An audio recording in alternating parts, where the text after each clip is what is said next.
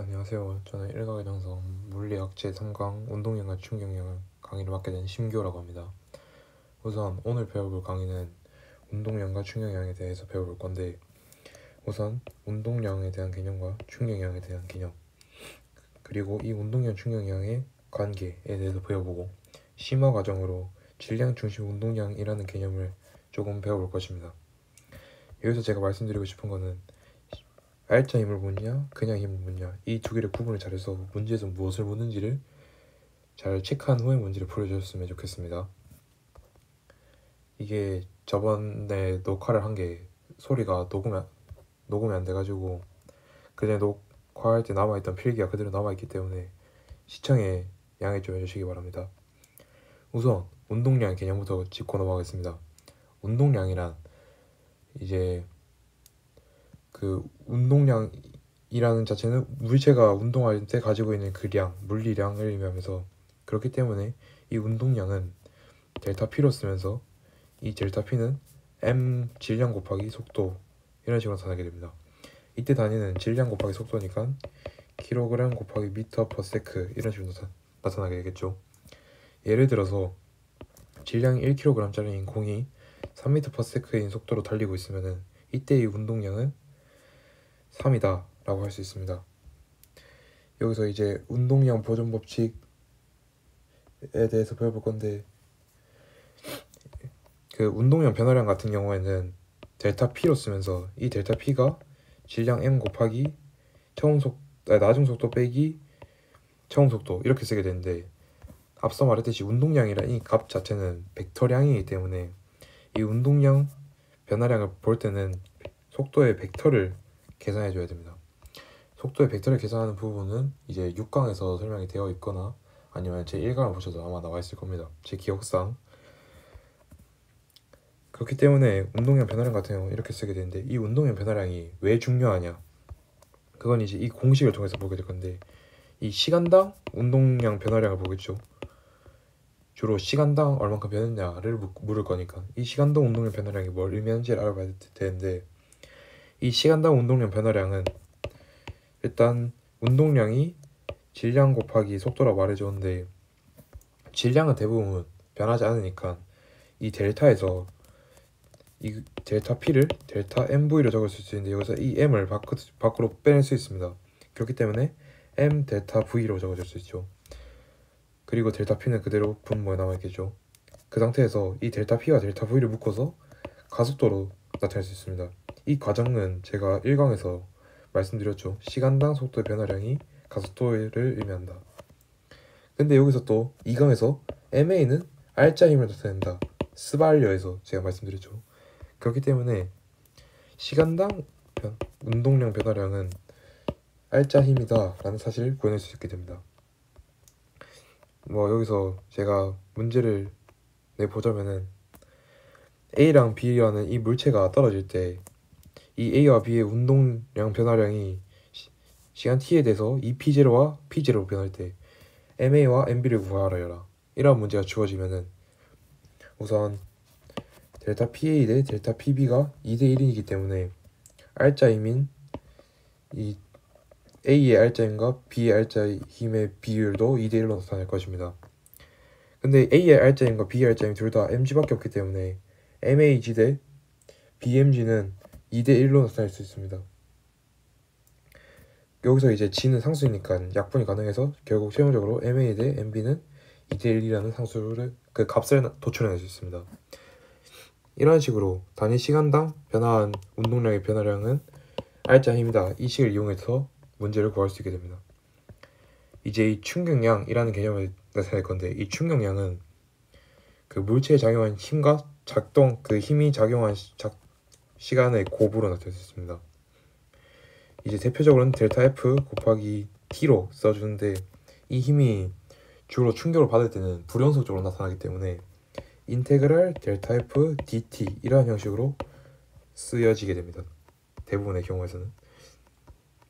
근데 계산을 할 때는 벡터 F 곱하기 T 이런 식으로 주로 해줍니다.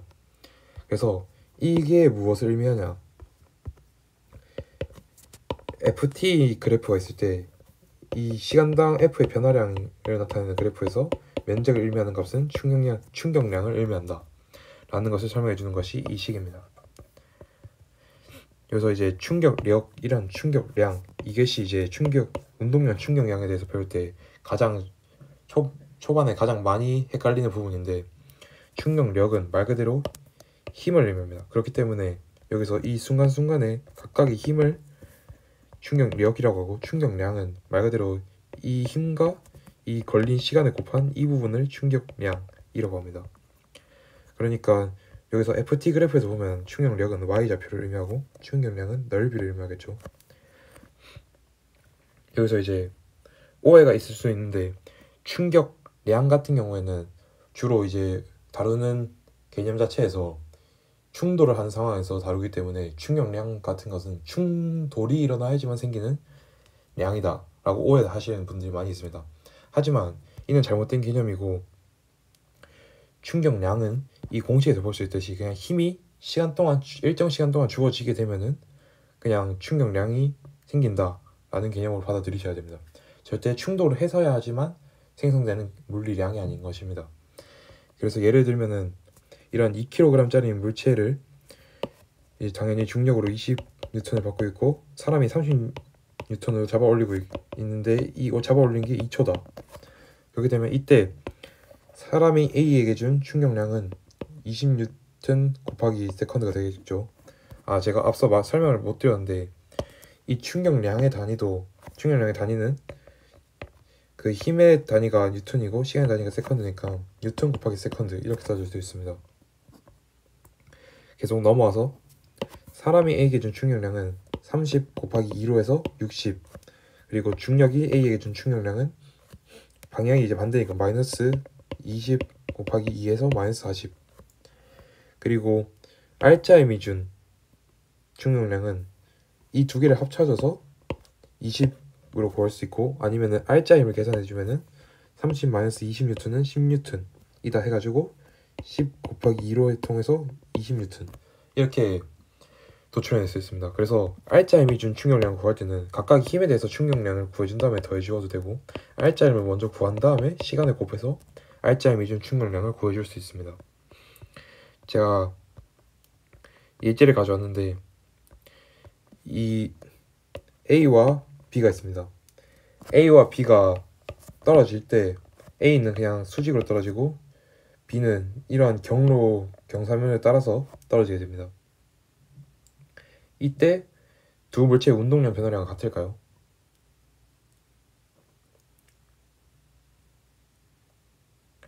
자, 같겠죠. 하지만 중력이 든 충격량은 같다고 할 수 있을까요? 중력이 준 충격량은 다르다고 할 수 있을 것입니다. 왜냐하면은 이제 중력이 준 충격량 같은 경우에는 A에서는 중력만 작용하기 때문에 운동량 변화량이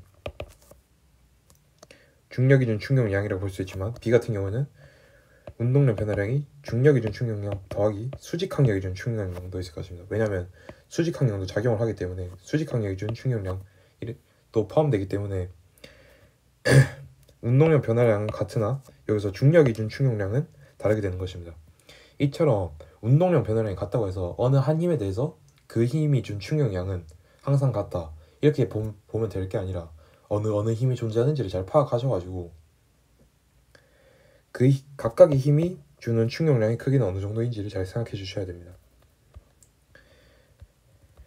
그 다음에 이제 운동량과 충격량의 관계에 대해서 설명드리겠습니다.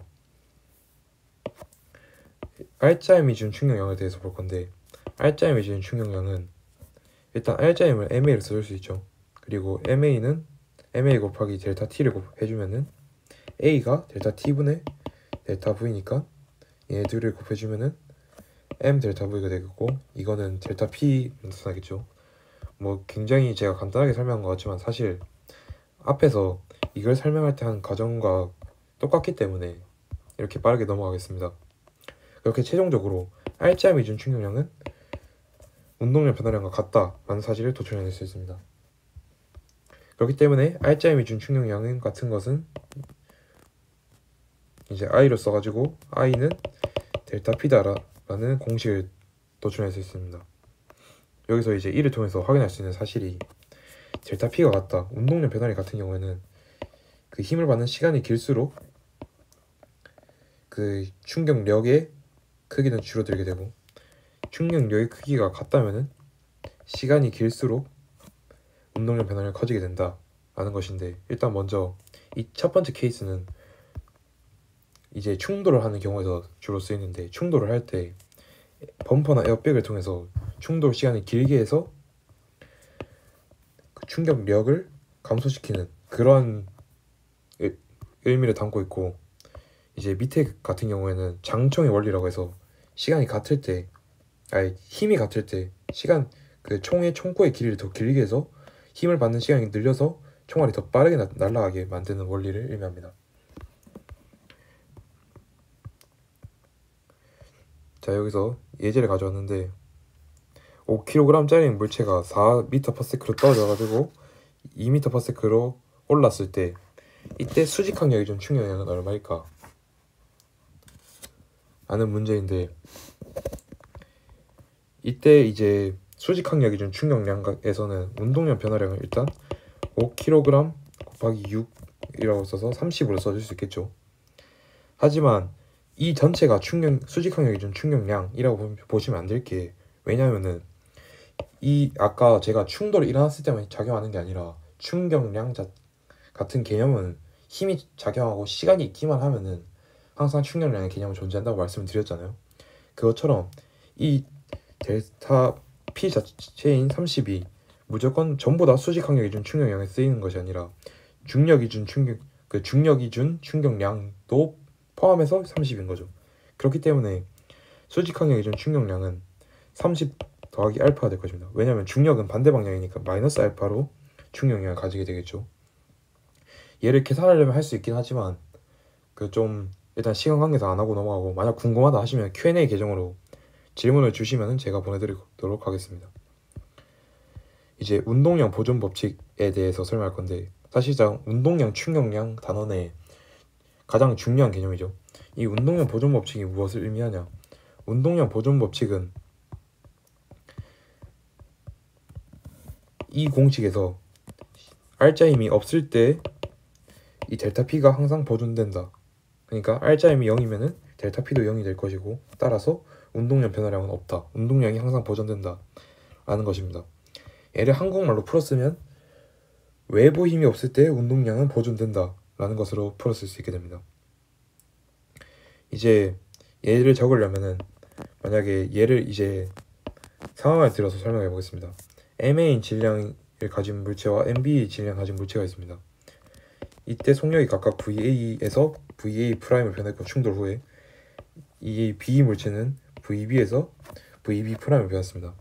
이때 이 처음 시점의 운동량의 총합은 MA VA 더하기 MB VB이고, 이 충돌 후의 상황에서 운동량의 총합은 MA VA 프라임 더하기 MB VB 프라임 이렇게 적어줄 수 있습니다. 그래서 이게 항상 같다는 것이 이제 운동량 보존 법칙이라는 의미입니다.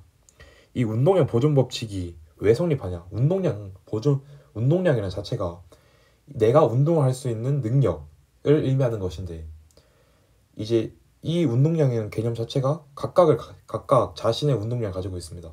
이때 외부 힘이 작용하지 않았다는 것은 운동량이 더 추가되거나 빠지지 않았다는 것인데, 그렇기 때문에 얘들끼리 서로 상호작용해서 운동량을 주고받았을 뿐이지 절대 외부로 새어나가거나 들어오는 운동량이 없습니다. 이제 이 충돌에 대해서 배워볼 건데, 이 충돌에 대해서 배워보기 전에 반발계수라는 개념을 배워볼 겁니다. 이 반발계수는 뒤에 말씀드린 이 충돌의 여러 케이스에 아주 중요하게 쓰이기 때문에 설명을 드리는 건데, 이 반발계수는 공식으로 적으면은 VA-VB 분의 VB 프라임 빼기 VA 프라임 이렇게 써줄 수 있는데, 이제 간단하게 말을 하자면 가까워지는 속력 분의 멀어지는 속력이라고 해석할 수 있습니다. 그렇기 때문에 가까워진 속력은 VA 빼기 VB가 되겠죠. 그리고 멀어진 속력은 VB 프라임 빼기 VA 프라임 이렇게 적어줄 수 있습니다. 이제 초기 상황을 설명드리자면 A가 6m/s, B가 3m/s입니다. 이때 간단하게 하기 위해서 MA는 MB다 라는 조건을 먼저 달아주겠습니다. 이제 첫 번째 케이스를 보겠습니다. 첫 번째 케이스는 3m/s, 6m/s로 운동을 충돌 후에 이렇게 운동이 바뀌게 되었습니다. 이 상황에서 보면은 일단 운동량은 항상 운동량 보존 법칙이 성립되는 것을 확인할 수 있겠죠. 왜냐하면 질량이 같을 테니까 운동량의 합 같은 경우는 그냥 속도의 합이라고 볼 수 있으니까 충돌 후에 속도의 합이 9기만 하면은 운동량은 보존되었다라고 할 수 있습니다. 여기서 이 첫 번째 케이스가 특별한 경우가 왜냐하면 아까 반발계수라는 개념을 설명해 줬는데 반발계수는 절대 1을 넘어갈 수 없거든요. 근데 이 상황에서는 딱 정확하게 1이 됩니다. 이때는 물체 에너지가 보존이 되면서 이 상황을 완전 탕성 충돌이라고 합니다. 그래서 만약에 문제에서 에너지가 보존되었다, 충돌 후에 에너지가 보존되었다 라는 조건이 주어지면은 에너지 보존으로 쓰면은 이제 V제곱이라는 공식을 통해서 약간 2차 방정식을 풀어야 될 수도 있는데 반발계수가 1이다 라는 공식을 통해서 그냥 V에 대한 1차 함수를 구해줄 수 있습니다. 그래서 이 반발계수 개념을 쓰시는 걸 저는 추천드립니다. 두 번째 케이스를 설명드리겠습니다. 충돌 후에 4m/s, 5m/s로 변화했다. 일단 속도의 합이 9이니까 운동량 보존 법칙은 성립을 한 상태로 반발계수를 보면은 일단 맨 첫 번째 가까워지고 있는 속력이 3이고 멀어지고 있는 속력이 5에서 1이니까 1입니다. 그래서 반발계수는 0이랑 1 사이라는 것을 알 수 있습니다. 이 반발계수가 0에서 1 사이다라는 것은 무엇을 의미하냐면 에너지 손실이 일어났다, 에너지가 손실되었다 라는 것으로 해석할 수 있게 되는데 이를 이제 비탄성 충돌이라고 합니다. 이때 이 에너지가 어디로 빠져나갔냐 하면 뭐 소리나 그런 데로 일어났겠죠. 이렇게 반발계수가 0이랑 1 사이에서는 에너지가 손실이 일어났고 이러한 충돌을 비탄성 충돌이라고 한다 라는 개념을 알고 넘어가야 됩니다. 자, 이제 세 번째 케이스는 이 두 물체의 속도가 완전히 똑같다 라는 것인데 이 경우에는 멀어지는 속도가 0이 있기 때문에 반발계수는 항상 0이 됩니다. 제가 그림을 이렇게 그려놔서 그렇지 사실 이 경우에서는 A와 B가 붙어서 이동하는 상황이라고 볼 수 있습니다. 이거를 이제 완전히 비탄성, 탄성이 없이 충돌한다. 그래서 완전 비탄성 충돌이라고 합니다. 그리고 제가 두 가지 경우를 가져왔는데 충돌 후에 A가 2, B가 7로 운동하는 거와 A가 5, B가 4 이렇게 운동하는 경우가 있습니다. 사실 그 전 강의에서는 이게 되는지 안 되는지를 문제로 냈는데 이미 X가 되어 있기 때문에 이게 왜 안 되는지 한번 생각을 해보세요. 한 10초 정도 시간을 드리겠습니다.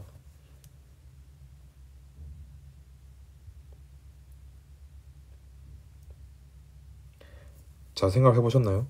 일단 4번 같은 경우에는 굉장히 손쉽게 해결할 수 있는 게 일단 반발계수를 생각해봅시다.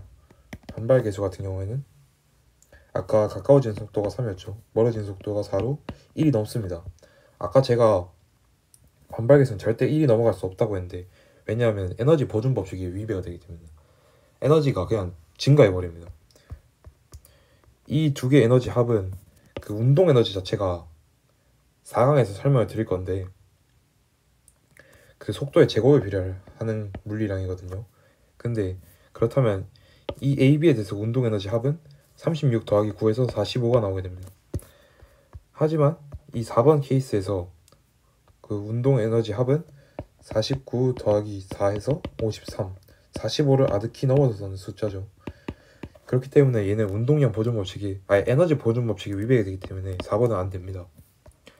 5번의 상황을 보면은 왜 안 될까요? 얘는 반발계수도 안 된, 뭐 3분의 1인 것 같은데 왜 안 되지? 라고 생각할 수도 있지만 얘의 반발계수를 보면은 가까워지는 속도가 3이고 멀어지는 속도가 마이너스 1이기 때문에 반발계수가 0보다 작습니다. 이 상황에서는 반발계수가 0보다 작은 건 왜 안 되지? 에너지 보존 법칙도 위배되지 않는데 라고 생각할 수도 있는데 직관적으로 생각을 해보자고요. 직관적으로 생각을 해보면은 A 물체가 B 물체보다 속도가 빠르니까 충돌 후에 A가 B를 뚫고 지나가야 됩니다. 그런 상황이 돼야지만 A가 더 빠른 상태로 충돌 후의 상황이 만들어져야 되는데 A가 B를 뚫고 지나가는 상황은 그 현실 세계에서는 볼 수 있지 이 물리학 굉장히 이론적인 세계에서는 볼 수가 없습니다. 그렇기 때문에 이 5번 상은 마찬가지로 안 된다는 것을 확인할 수 있습니다. 이렇게 운동량과 충격량에 대한 개념을 알아봤는데 이제 질량 중심의 운동량에 대해서 심화로 배워보겠습니다. 이 개념을 심화 강의로 돌릴까라고 생각을 해봤는데 굉장히 이제 간단하고 내용이 얼마 없기 때문에 간단하게 설명하겠습니다. 일단 이 질량 중심이라는 개념 자체는 아마 뭐 한 10강, 11강 그쯤에서 배우게 될 건데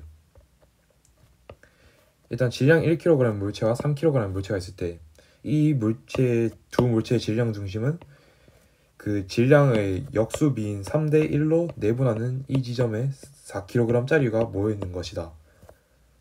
이렇게 말을 했지만 일단 이해 못 하셨죠. 그래서 제가 간단하게 설명해 보자면 1kg과 3kg짜리를 한 점에 질량이 한 점에 모여 있다라고 가정을 해두는 게 질량 중심이라는 것입니다. 그렇기 때문에 이때 이 질량 중심의 위치는 아까 말했듯이 질량 B의 역수 B로 존재하게 되겠죠. 이 질량 중심에 대한 개념은 후에 좀 더 자세히 배우시길 바라고 일단 질량 중심은 두 물체의 질량의 중심이다. 이 두 물체가 한 물체라고 가정을 했을 때 어디에 위치해야 되냐라는 것을 나타내는 것입니다. 이 질량 중심 운동량이 왜 중요하냐? 이게 굉장히 다양한 데에서 사용될 수 있는데 질량 중심의 운동량을 사용하는 예를 설명드리자면 M1 플러스 M2인 물체가 포물선 운동을 하다가 아무 힘도 받지 않은 상태로 얘네끼리 내력이 발생해서 M1인 물체와 M2인 물체로 분리됐다고 가정을 합시다. 이때 이 M1인 물체와 M2인 물체의 궤적을 구하여라 라는 문제가 나올 수도 있는데 그럴 경우엔 당황하지 말고 M1의 물체와 M2의 물체의 두 물체의 질량 중심이 계속 따르던 원래 포물선 운동을 계속 따른다 이렇게 생각하시면 됩니다. 이해를 못 하실 수도 있는데 이 개념 자체가 어렵고 제가 생각해서 지금 설명을 잘 못한 것 같거든요. 그래서 다시 한번 설명을 드리자면 얘네가 갑자기 분리를 해도 외부에서 받는 힘이 없기 때문에 질량 중심은 원래 한 물체에선 질량 중심이 그 위치 그대로인데 두 물체로 쪼개지는 순간 질량 중심은 얘네 둘 사이가 되겠죠. 얘네 둘 사이에 있는 이 질량 중심은 원래 질량 중심의 운동이었던 이 포물선의 운동을 그대로 따르게 되는 것입니다. 이런 식으로 이제 물체가 운동이 되는 것인데 뭐 공식을 쓰자면 이렇게 써줄 수 있겠죠. 이런 공식을 이용해서 이 쪼개졌을 때 이 두 물체의 운동 궤적을 구해줄 수 있을 것입니다. 이러한 식으로 질량 중심의 운동량이라는 개념에 대해서 배워봤는데 이제 예제를 가져왔습니다. 이거는 이제 저희가 시험 기출 문제거든요. 시험 기출 문제 제가 좀 변형을 해가지고 가져온 문제인데 질량 중심 운동량이라는 개념 자체가 좀 심화로 가져왔고 이해를 못 하실까봐 제가 예제를 가져왔고 운동량 충격량이라는 개념의 문제들은 약간 좀 시중에 많이 널려있고 약간 되게 원패턴이거든요. 그래서 얘들에 관련된 문제를 풀고 싶으면 저한테 연락을 주시면은 제가 따로 문제를 보내드리도록 하겠고 오늘 일단 심화 내용인 질량 중심의 운동량과 관련된 문제를 가져왔습니다. 이 문제에 대한 정답은 저한테 따로 추후 연구 과제로 남겨놓고 제가 나중에 정답을 공개하도록 하겠습니다. 푸셨다면 정답 확인차 그 일과의 정석 Q&A 오픈 채팅방에 올려주시면 감사하겠습니다. 이렇게 일과의 정석 물리학 3강 운동량과 충격량 강의를 마치겠습니다. 감사합니다.